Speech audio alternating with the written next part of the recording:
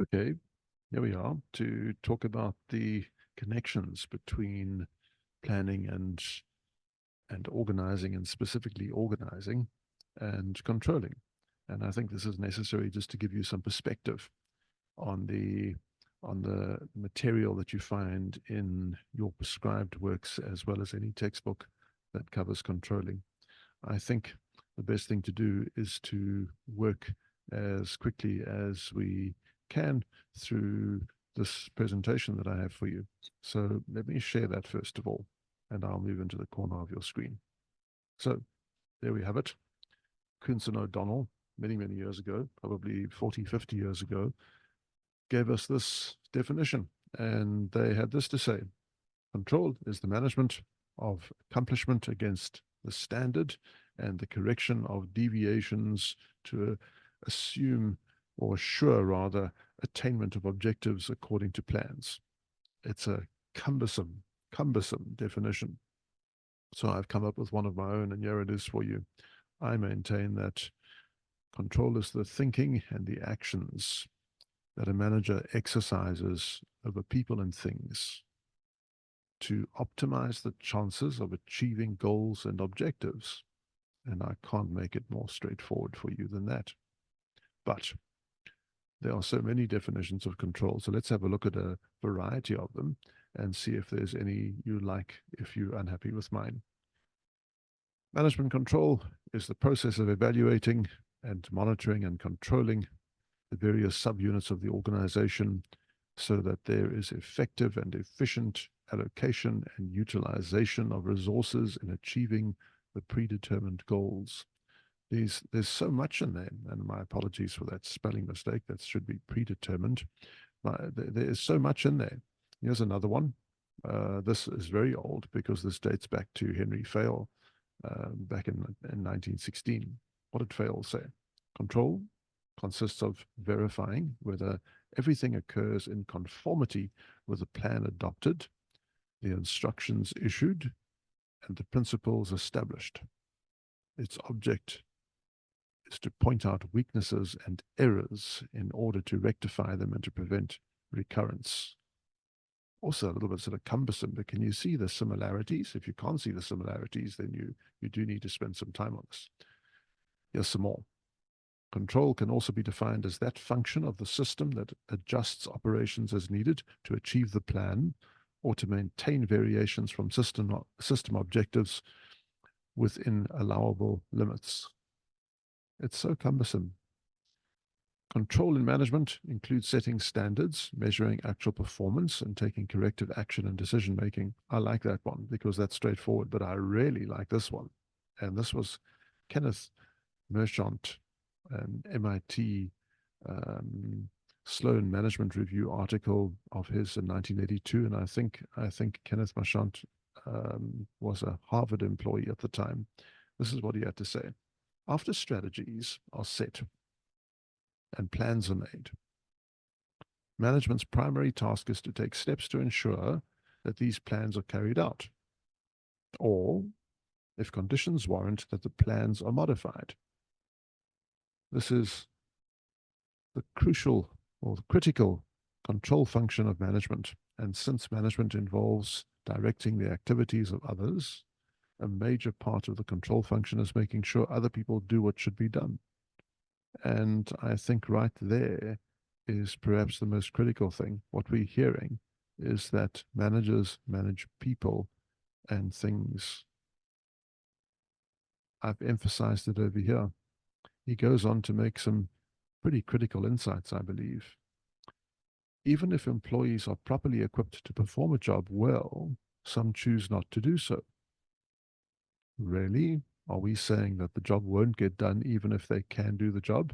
He says, yes, of course that will happen. And they make the choice because their goals don't actually align or coincide with the organization's goals.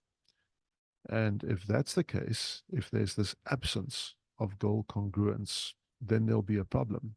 The manager, therefore, has to acknowledge that this could be the case and take steps to increase that goal congruence, or alternatively prevent employees from acting in their own interest when they don't pursue the goals of the organization, the vision of the organization.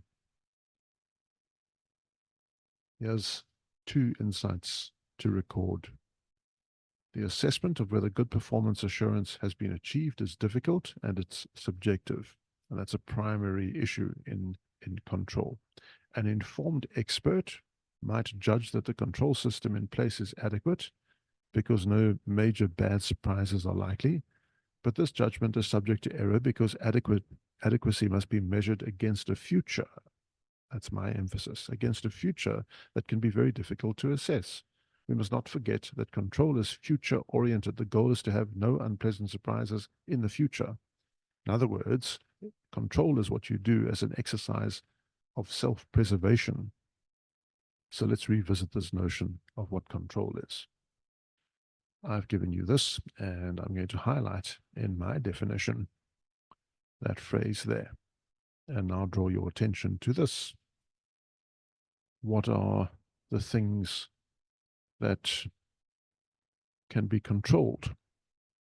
Because there's a distinction between things that matter and things that can be controlled. And what you have to focus on is where there's an overlap. So let's look at a list of things that matter for an organization. And I don't think there'll be many surprises for you here. The circumstance in which the company finds itself is something that matters because it impacts on how much the organization can achieve and what it can achieve. That includes political and economic and sociological and technical issues and competitive issues, the hostilities that you face in the marketplace. Capabilities of the organization as well as the people that work for the organization, and the company's performance and how well the company utilizes its resources, and the organization's productivity and efficiency and effectiveness, as well as the level of risk that the company assumes. Now, let's contemplate over here what things can be controlled with that list or on that list. First of all, you can't control the circumstance in which the company finds itself because that's beyond the company's control. You cannot control pest and competitive hostilities for much the same reason. You're not in charge of your competitors, they are.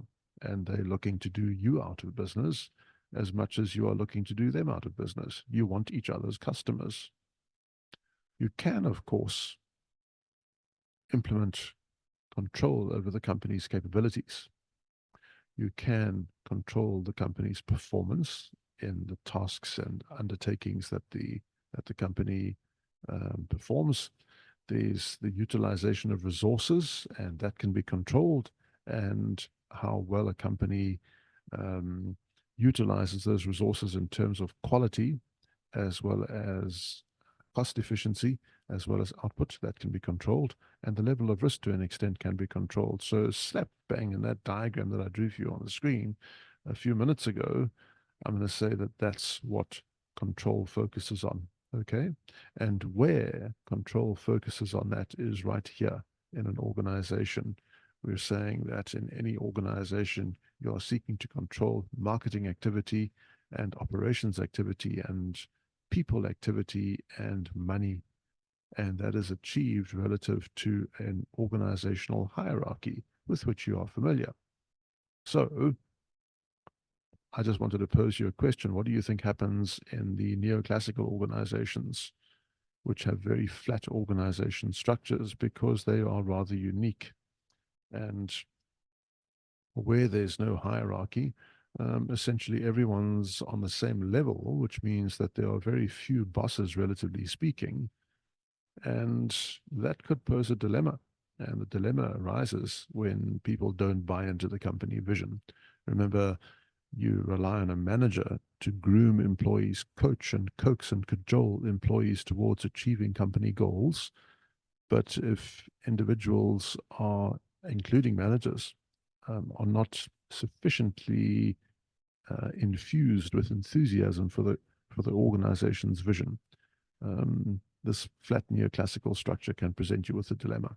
Now, the the best way to look at this is just to present you with an organizational hierarchy and distinguish for you the fact that there is control exerted at 3 different levels in the organization. And at those 3 levels, we can just draw what Robert Katz gave us as his assessment of levels of management. So junior managers are the guys that are controlling whether in a shoe factory, shoes are being made. And middle managers are the people who look to practice their human skills to achieve the management control, which we see here.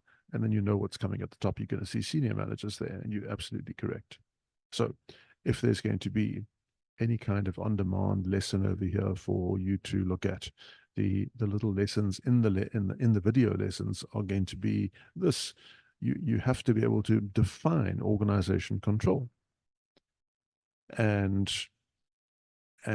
you must think about whether control perhaps is a process, because if it's a process, then you can define what the process is.